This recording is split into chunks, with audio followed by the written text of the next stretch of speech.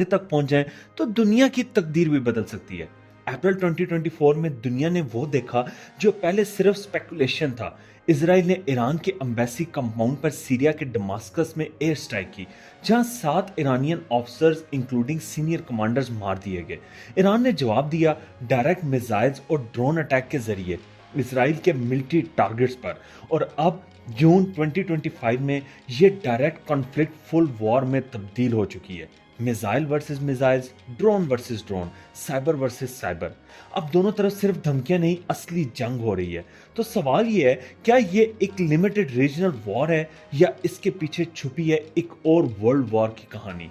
तो चलिए समझते हैं ईरान इजराइल वॉर के सच। क्योंकि आप हैं सुनो जरा फैक्ट्स पर। चैनल को सब्सक्राइब नहीं किया तो सब्सक्राइब करके बेल आइकन को भी क्लिक कर दें ताकि आपको आने वाली वीडियोस का नोटिफिकेशन मिलता रहे। ईरान और इजराइल का कॉन्फ्लिक्ट नया नहीं है। ये 1979